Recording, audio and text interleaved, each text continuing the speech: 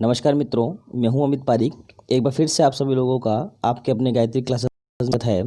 हम बात कर रहे थे अध्याय पादपों के आवश्यक पोषक तत्वों की। इसका फर्स्ट पार्ट हम लोगों ने पढ़ चुके हैं। आज हम बात करते हैं इसके सेकंड पार्ट की। तो इसके सेकंड पार्ट को मैं स्टार्ट करूं तो इससे पहले दोस्तों, यदि आप लोगों ने चैनल को लाइक नहीं किया तो लाइक कीजिए, सब्सक्राइब किया है तो प्लीज़ सब्सक्राइब कीजिए और कमेंट बॉक्स में ये जरूर लिखिएगा कि ये वीडियो आप लोगों को कैसा लगा।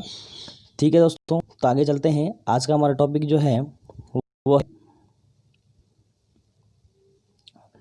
पोषक तत्वों की मात्रा एवं पादप वृद्धि में संबंध की। किस प्रकार से पोषक तत्वों की जो मात्रा होती है वो पादप वृद्धि में संबंध स्थापित करती है। तो इस चीज़ को हम भली भांति जानते हैं और परिचित भी होंगे। तो मैं आप लोगों को एक सिंपल एग्जांपल से बताता हूँ कि जिस प्रकार से एक मनुष्य जो होता है, इसे अपने शरीर को चलाने के लिए विभिन्न प्रकार के जो पदार्थ होते हैं, क्या होते हैं दोस्तों, पदार्थ जो होते हैं, इनकी इसे आवश्यकता पड़ती है। और यही पदार्थ क्या कहलाते हैं, पोषक तत्व भी कहलाते हैं। क्या कहलाते हैं, पोषक तत्व भी दोस्तों कहलाते हैं। और इन पोषक तत्वों की जरूरत सभी को पड़ती है। जिस प्रकार से कि कैल्शियम जो है, हम जानते हैं कि मनुष्य के अंदर कैल्शियम क्या करता है, अपने शरीर का जो ढांचा है, हड्डियां जो हैं, उसको बनाने का काम करता है। इसी प्रकार से ये कैल्शियम भी पादपों में भी यही कार्य करता है कि उनका ढांचा बनाने का काम करता है। इस प्रकार से आप लोगों के शरीर में जो फास्फोरस है, ये फास्फोरस क्या करता है, हड्डियों कैल्शियम के साथ में हड्डियाँ जो दोनों मिलकर के हड्डियों का निर्माण करता है और उन्हें दृढ़ता प्रदान करता है। तो इसी प्रकार से ये फास्फोरस जो है वो क्या नाम से, ये भी एक प्रकार का तत्व है जो पादपों के अंदर क्या करता है, विभिन्न प्रकार के कामों को करने में आसानी प्रदान करता है। इसी प्रकार से सल्फर भी मनुष्य के शरीर में काम में आता है। और भी बहुत से ऐसे तत्व जो हैं वो पादप वृद्धि और मनुष्य के शरीर का विकास करने, उनकी वृद्धि करने में भी काम में आता है।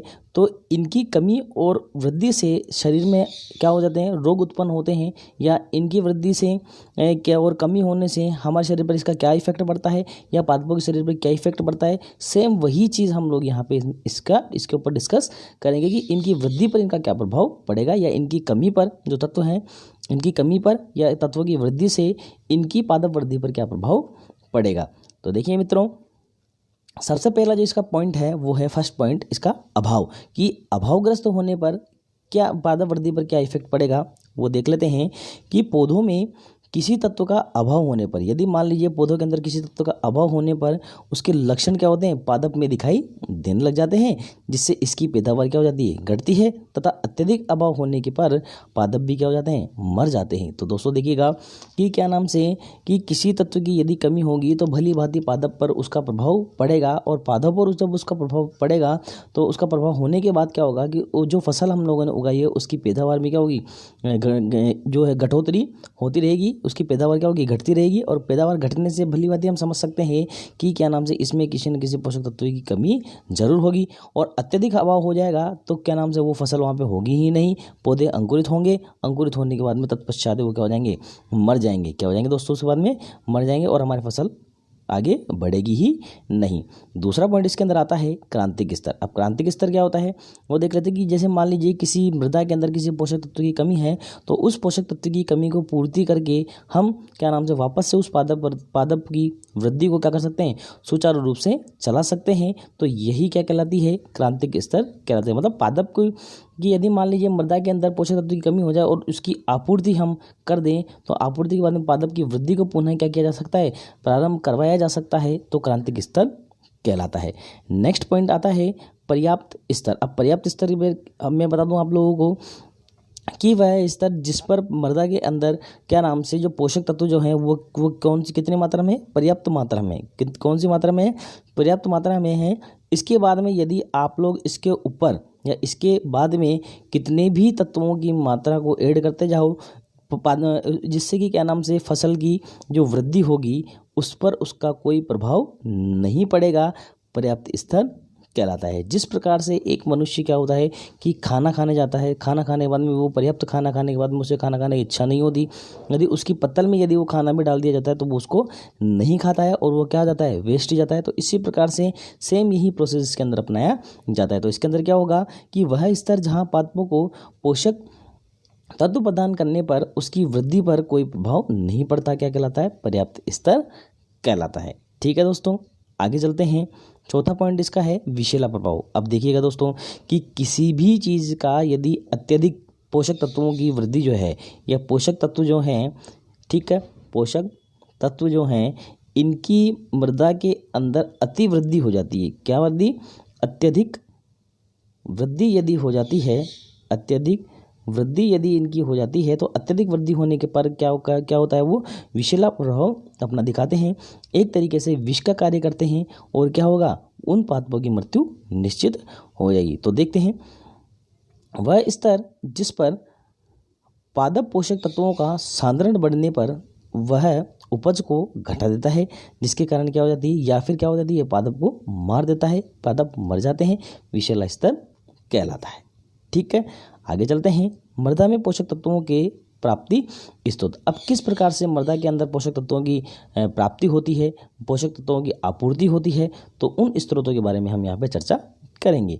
तो देखिए, फर्स्ट पॉइंट जो इसका है वो है खाद एवं उर्वरकों द्वारा। अब मित्रों, मैं आप लोग बताता हूँ, खाद और उर्वरक जो है इनमें अंतर होती है। खाद तो क्या होती है आप लोगों की प्राकृतिक जो होती हैं, प्रकृति द्वारा निर्मित होती है, वो तो क्या होती है, खाद होती है। उर्वरक जो हैं, उर्वरक कैसे होते हैं हमारे पास में, रासायनिक होते हैं। कैसे होते हैं उर्वरक हमारे पास में, रासायनिक होते हैं।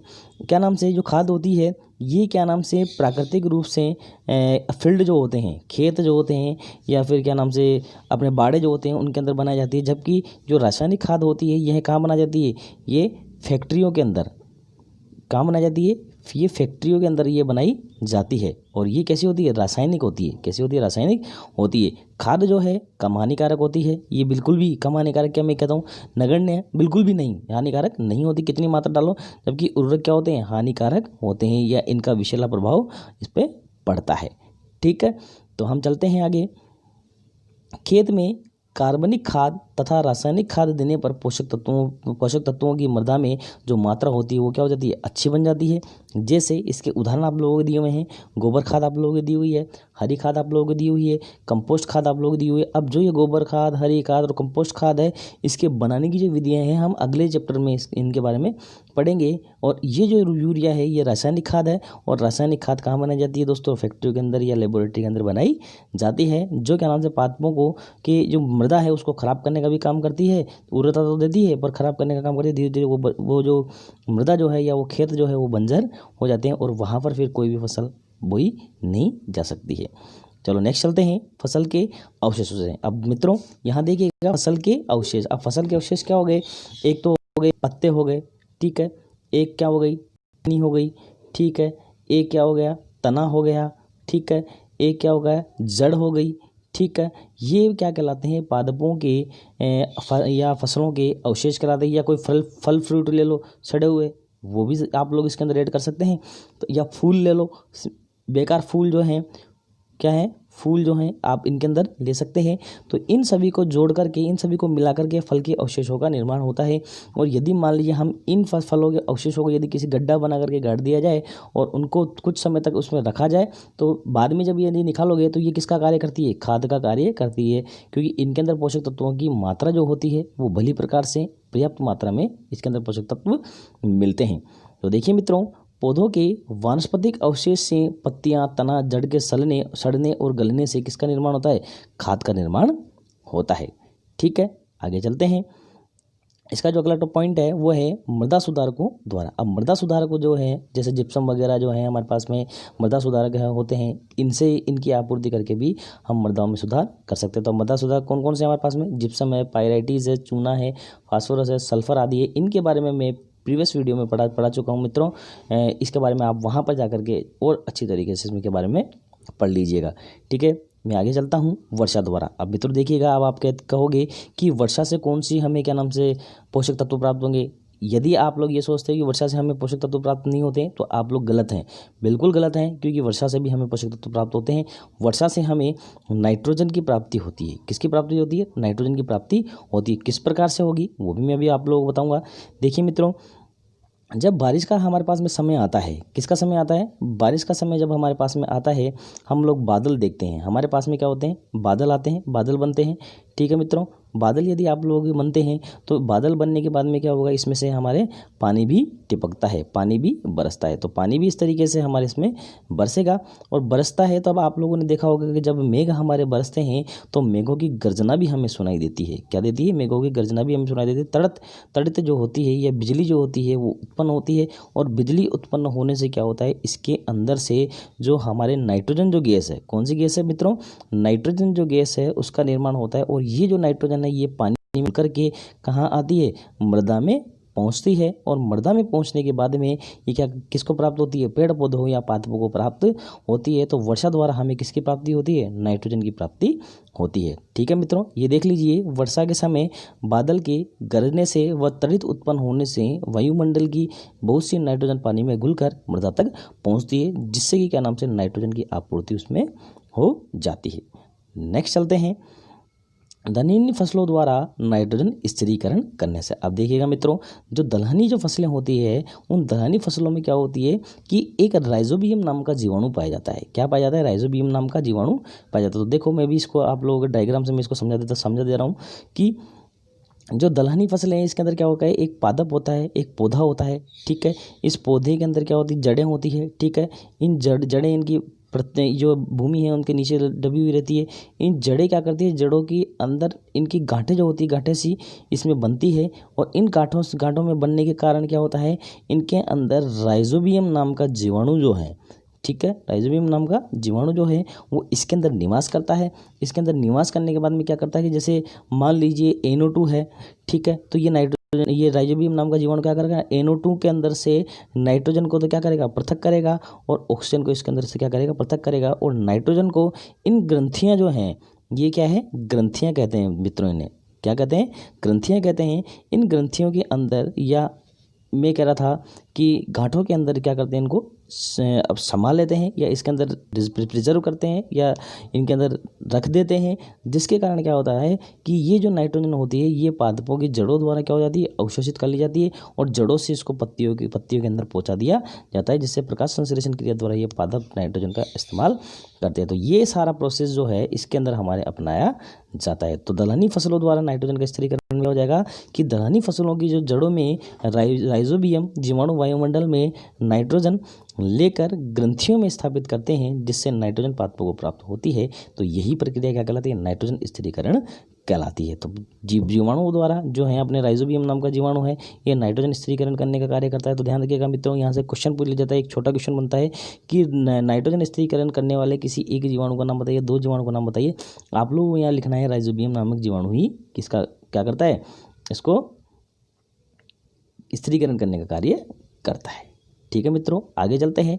असहजीवी जीवाणु। अब असहजीवी जीवाणु क्या होते हैं हम देखते हैं कि क्या नाम से मृदा में उपस्थित एजोटोबैक्टर। तो असहजीवी जीवाणु जो नाम है, इनके जो जीवाणु हैं वो हैं एजोटोबैक्टर। और एक होता है हमारे पास में क्लोस्ट्रीडियम सहजीवी जीवाणु होते हैं, जो क्या करते हैं कि वायुमंडल में जो तत्वों के रूप में नाइट्रोजन उपस्थित रहती है, किनके रूप में? तत्वों के रूप में नाइट्रोजन उपस्थित रहती है, उनका क्या करता है? यौगिकीकरण कहलाता है। उनको यौगिकों में परिवर्तित करता है। और यौगिकों में परिवर्तित करके वही पादपों की जड़ों को ये क्या करता है? उनको प्रोवाइड करवाता है। और प्रोवाइड करवाने के बाद में पादप उसमें से नाइट्रोजन को क्या करते हैं? ग्रहण करते हैं। ठीक है मित्रों, आगे चलें। पादपों में आवश्यक पोषक तत्वों के विशिष्ट कार्य। आवश्यक पोषक तत्वों के विशिष्ट कार्य, देखिए जोर दे रहा हूँ मैं यहाँ पे कार्यों पे कि कौन कौन से उनके कार्य होते हैं, वो हम यहाँ पे डिस्कस करेंगे।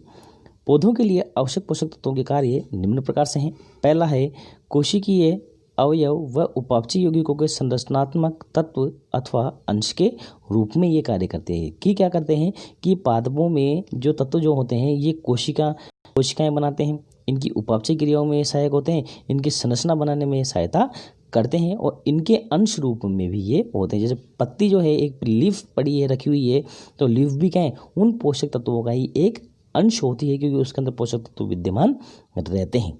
ठीक है मित्रों, दूसरा पॉइंट है इसका, यह है कोशिकीय अवयवों को सुव्यवस्थित बनाए रखती है। अब कोशिकीय अवयव कौन से होते हैं कि जो भी जितनी भी कोशिकाएं हैं पादप के अंदर उपस्थित होती है, उनकी आकृति, आकार और उनकी जो व्यवस्थाएं हैं उनको सुव्यवस्थित बनाए रखने का कार्य भी ये पोषक तत्व करते हैं। ठीक है। तीसरा है ऊर्जा रूपांतरण, मतलब ऊर्जा को किसी अन्य रूप में रूपांतरित करने व उनको एक स्थान से दूसरे स्थान पर एटीपी के रूप में, किसके रूप में, एटीपी के रूप में, एडिनोसिन ट्राइफॉस्फेट के रूप में उसको क्या करती है, संचित करने का कार्य करती है, जिससे कि क्या नाम से ऊर्जा एटीपी के रूप में प्राप्त होती है। ठीक है मित्रों, अगला टॉपिक है हमारा कि वृहद पोषक तत्वों के प्रमुख कार्य। अब जो वृहद पोषक तत्व, देखो सूक्ष्म मात्रिक तत्व मैंने पढ़ाए हैं, वृहद और अल्प मात्रिक तत्व मैंने पढ़ाए हैं, वृहद मात्रिक तत्व मैंने पढ़ाया। तो वृहद मात्रिक जो पोषक तत्व है इनके कार्य के बारे में यहाँ पे अध्ययन किया जाएगा। मोस्ट इंपॉर्टेंट है, वही मैं बताऊँगा, बाकी पोषक तत्व मैं यहाँ पे नहीं बताऊँगा।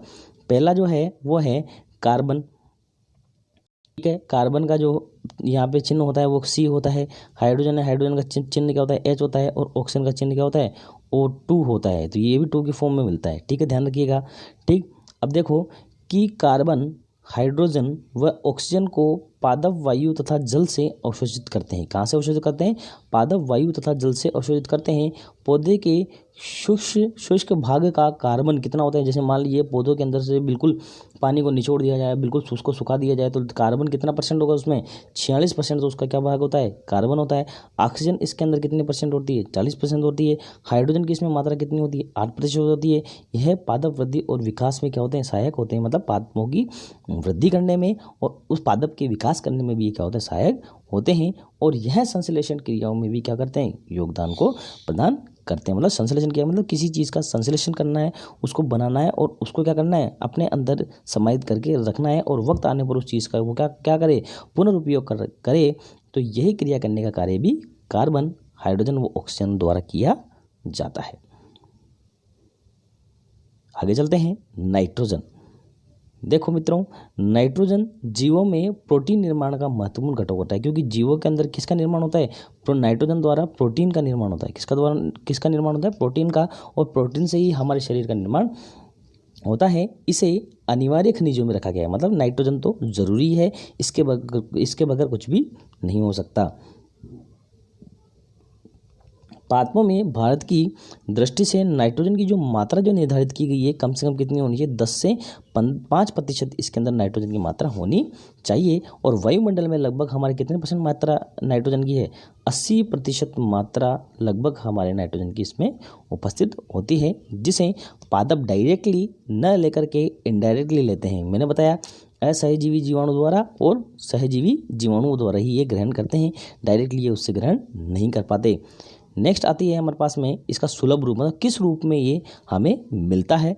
तो देखो मित्रों, ये हमें क्या नाम से, नाइट्रोजन जो है वो NO3 रूप में और NH4 अमोनियम आयन के रूप में ये हमें मिलता है। इससे पादप इस रूप में अवशोषित करते हैं और फिर इन दो जो तत्व हैं इनको तोड़ते हैं और तोड़ करके इनके अंदर से नाइट्रोजन को ग्रहण करते हैं। नेक्स्ट चलते हैं, पौधों में जो नाइट्रोजन का कार्य है, क्या कार्य है, पहला है वानस्पतिक वृद्धि प्रदान करना। क्या करता है, पौधों में ये वानस्पतिक वृद्धि प्रदान करता है। दूसरा जो कार्य है इसके अंदर, पत्ती में हरे रंग व प्रोटीन का संश्लेषण करना होता है। पत्तियों में ये हरे रंग को बनाए रखता है और उसके अंदर प्रोटीन का संश्लेषण करने का कार्य भी करता है। नेक्स्ट है, पत्तियों को रंग जो गहरा प्रदान करने का कार्य करता है, वो भी कौन करती है, नाइट्रोजन ही करती है। यदि पत्तियों का रंग गहरा नहीं है तो समझ जाइएगा कि इसके अंदर नाइट्रोजन की कमी है। पादप उत्तकों में पानी का अनुपात बनाए रखने का कार्य भी करता है। जो पादप जो उत्तक होते हैं, इनमें पानी और विभिन्न प्रकार के जो तरल पदार्थ होते हैं उनका जो अनुपात होता है उनको भी स्थिर रखने का कार्य भी नाइट्रोजन करती है। पांचवा है, कोशिका भित्ति पदार्थ निर्माण का कार्य करती है। मतलब कोशिका जो भित्ति होती है, मतलब कोशिकाओं के, जैसे मान लीजिए कोई ये कोशिका है, इसके चारों ओर क्या होती है, एक भित्ति होती है, जिसे पर क्या कहते हैं, कोशिका भित्ति कहते हैं। उस कोशिका भित्ति के निर्माण का कार्य भी कौन करता है, नाइट्रोजन करती है। कौन करती है, नाइट्रोजन करती है। नेक्स्ट है, दाने व चारे की फसलों में प्रोटीन की मात्रा को क्या करती है, बढ़ाती है, जिससे कि क्या नाम से जो गाय भैंस बैल होते हैं जो चारा खाते हैं उनको प्रोटीन भी अधिक मात्रा में मिल सके और क्या नाम से उनसे जो दुग्ध जो हमें मिलता है वो भी हष्टपुष्ट दूध, बढ़िया अच्छा दूध हमें उनसे प्राप्त होता है। नेक्स्ट इसमें आती है सातवां, दानों को सुडौल बनाता है, मतलब जो उनका आकार जो है उनके आकार को गोलाकार और अच्छा आकार उसको प्रदान करता है। नेक्स्ट होते हैं गन्ना, गेहूँ, जौ, जई आदि में कल्ले अधिक संख्या में स्फुरित करने का कार्य भी कौन करती है, नाइट्रोजन ही करती है, जिससे कि फसल की जो हमें यील्ड मिलती है, मात्रा जो मिलती है वो क्या होती है, ज़्यादा मात्रा में हमें प्राप्त होती है। वो किससे होती है, वो नाइट्रोजन से ही होती है। आगे चलते हैं, फास्फोरस। नाइट्रोजन का तो हो गया। अब आगे हम चलते हैं, फास्फोरस किस प्रकार से फास्फोरस पादपों के लिए जरूरी होता है वो हम देखते हैं। सबसे पहले सुलभ रूप, मतलब किस रूप में यह पाया जाता है, किस रूप में पादप इसे ग्रहण करते हैं, यह है पौधों की जड़ों द्वारा H2PO4 और HPO4 के रूप में ये क्या किया जाता है, ग्रहण किया जाता है। मित्रों, ये पादपों में H2PO4 और HPO4 के रूप में क्या किया जाता है, ग्रहण किया जाता है। किसके द्वारा, पौधों की जड़ों द्वारा यह ग्रहण किया जाता है। पौधों में इसके कार्य क्या होंगे वो देखिए। पहला कार्य है पौधों की जड़ों का विकास तेजी से होता है, मतलब फास्फोरस क्या करता है, पौधों की जड़ों की वृद्धि में सहायक होता है। दूसरा इसका कार्य है पौधों में रोग प्रतिरोधक क्षमता बढ़ाना होता है, मतलब जिससे रोगों का जो आक्रमण होता है वो फास्फोरस की उपलब्धि के कारण कम हो जाता है। नेक्स्ट होता है परागण अच्छा होता है, ठीक है, इससे परागण जो होता है वो अच्छा होगा। वसा व एल्यूमिनियम की मात्रा को ये क्या करता है, संतृप्तता प्रदान करता है, उससे उसके अंदर बनाए रखने का कार्य भी करता है। पांचवा है कोशिका विभाजन भी क्या होता है, इससे फास्फोरस की उपस्थिति में शीघ्र होता है और पादप की वृद्धि क्या होती है, जल्दी होती है, और फूल और फलों का स्फुटन भी जल्दी से होगा। छठा पॉइंट है पौधों का स्टार्च आसानी से शर्करा में बदल जाता है। इससे क्या करता है, ये जो फास्फोरस जो है ये पौधों के स्टार्च को क्या नाम से शर्करा में बदलने का कार्य भी करता है। ठीक है मित्रों,